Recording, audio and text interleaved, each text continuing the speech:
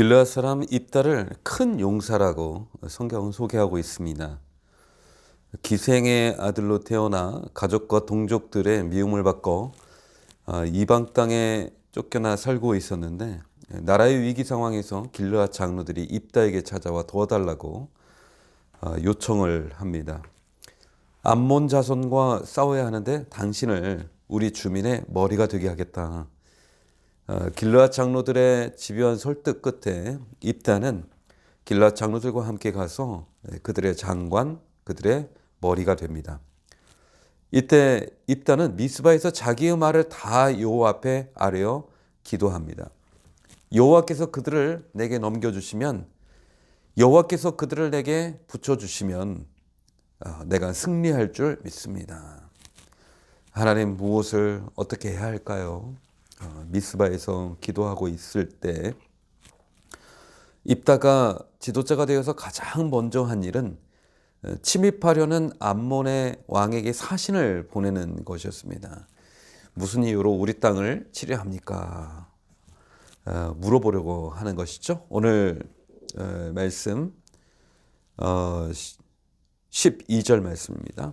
입다가 암몬 자손의 왕에게 사자들을 보내 이르되 네가 나와 무슨 상관이 있기에 내 땅을 치러 내게 왔느냐 하니, 이렇게 묻는 것이죠. 13절 말씀, 암몬 자손의 왕이 입다의 사자들에게 대답하되 이스라엘의 애굽에서 올라올 때에 아론에서부터 야복과 요단까지 내 땅을 점령했기 때문이니 이제 그것을 평화롭게 돌려달라 하니라. 암몬 왕의 답변은 이런 것이죠. 당신들이 우리 옛 땅을 점령했다. 그것을 평화롭게 돌려달라. 모세와 함께 애굽에서 올라올 때 아르논, 암몬, 야복, 또 요단까지 그것을 너희가 차지했는데 그 땅은 원래 우리 땅이었다고 주장을 하는 것이죠. 적어도 그들이 왜 침입을 했는지, 무엇을 원하는지 이 사절단을 보냄을 통해서 알게 된 것이죠.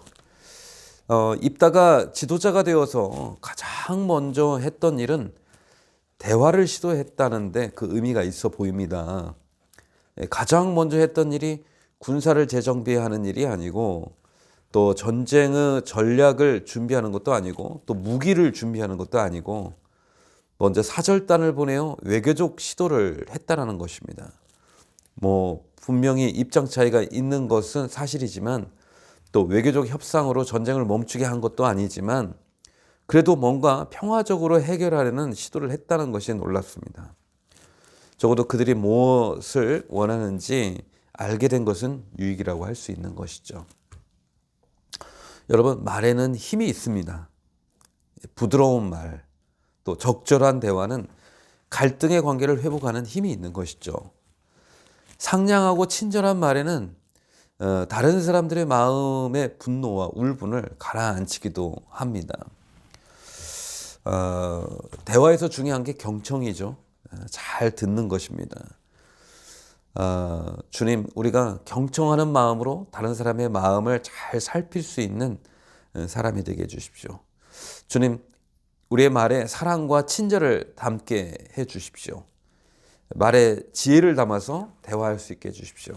그래서 오해하기보다는 그 사람의 마음의 깊은 것을 잘 이해하고 선입견과 편견을 갖기보다는 진지한 대화를 통해서 문제를 해결하고 갈등을 해결하는 그런 대화의 능력을 가진 사람으로 오늘 하루를 살게 해주십시오. 그렇게 기도할 수 있게 되기를 바랍니다. 암몬의 왕의 주장은 그것이죠. 당신들이 우리 옛 땅을 점령했다. 그것을 평화롭게 돌려달라. 그렇지만 입다는 인정할 수가 없는 것이죠. 입다는 역사적인 근거를 제시하면서 그게 아니라고 다시 사절단을 보냅니다. 14절 15절 말씀입니다. 입다가 암몬 자손의 왕에게 다시 사자들을 보내 그에게 이르되 입다가 이같이 말하노라. 이스라엘이 모압 땅과 암몬 자손의 땅을 점령하지 아니하였느니라. 이스라엘은 결코 모압 땅과 암몬 땅을 점령하지 아니하였다고 너희의 땅을 점령하지 않았다고 4절단을 통해서 설명합니다. 우리가 광야에서 가나안 땅을 갈 때 에돔 왕에게 길을 좀 내어달라고 요청을 했지만 그들이 거절했고, 우리는 또다시 모압 왕에게 찾아가서 길만 통과할 수 있게 해달라고 부탁을 했지만 그들이 또 거절을 했죠. 그래서 이스라엘 백성들이 어떻게 했습니까? 그 광야 동쪽 길로 삥 돌아서 가지 않았습니까? 그래서 입다는 이 과거 역사적인 사실을 근거해서 그들의 주장을 잘못된 주장이라고 설명하고 있습니다. 17절 말씀입니다. 이스라엘이 사자들을 에돔 왕에게 보내어 이르기를 청하건대 나를 내 땅 가운데로 지나게 하라 하였으나 에돔 왕이 이를 듣지 아니하였고, 또 그와 같이 사람을 모압 왕에게도 보내었으나 그도 허락하지 아니하므로 이스라엘이 가데스에 머물렀더니.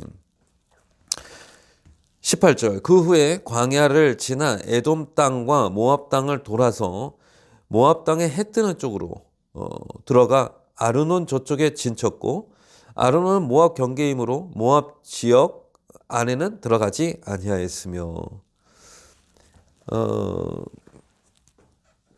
먼 광야길을 이렇게 돌아갈 때 그때 이스라엘 백성들이 길로 인해서 원망하다가 하나님께서 진노하셔서 그때 불뱀을 보내는 사건이 있었잖아요. 불뱀 사건.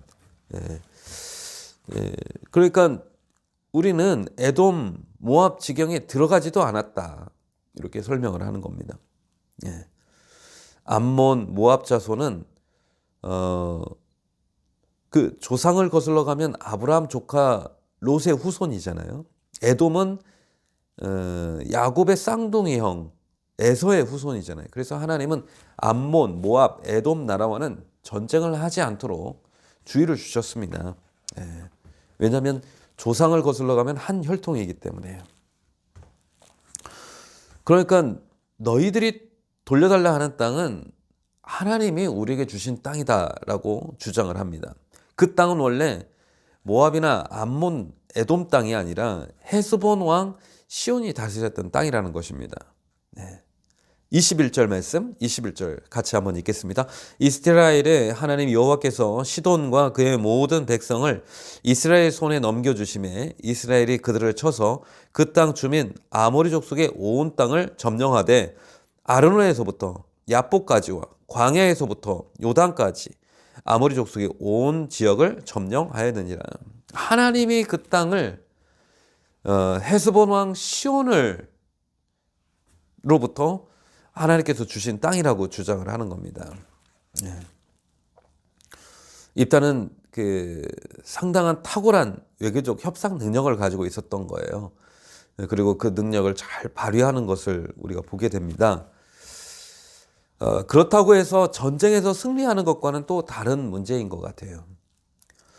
협상이 원만하게 이루어지지 않고 전쟁을 치르게 되었는데 성경에는 이렇게 되어 있어요. 29절 말씀 보시면 여호와의 영이 입다에게 임하시니 여호와께서 그들의 손에 넘겨주심에. 그래서 이스라엘이 승리한 겁니다. 입다가 승리한 거예요. 그러니까 아무리 탁월한 능력이 있어도 진정으로 전쟁의 승리를 주관하시는 분은 하나님이심을 보게 됩니다. 입다가 승리한 때가 언제냐? 여호와의 영이 임할 때예요. 하나님이 그들을 이스라엘 손에 넘겨주실 때 비로소 승리할 수 있다는 것입니다. 저는 여러분들을 주님의 이름으로 축복합니다. 하나님의 영이 임하시는 그런 하루가 되기를 원합니다. 기도할 때에도, 무슨 일을 해결할 때에도, 사람을 만나서 대화할 때에도 하나님의 영이, 지혜의 영이 우리 안에 임하는 그런 복된 날 되시기를 바랍니다. 분명히 입다는 외교적 탁월한 능력을 가지고 있었습니다. 세상이 뛰어난 지성, 또 지혜, 기술을 가진 자들이 참 많죠. 능력이 있다고 해서 자신이 원하는 일을 다 이루느냐? 그것은 결코 아닌 거예요. 하나님의 도우심이 있어야 되는 것이죠.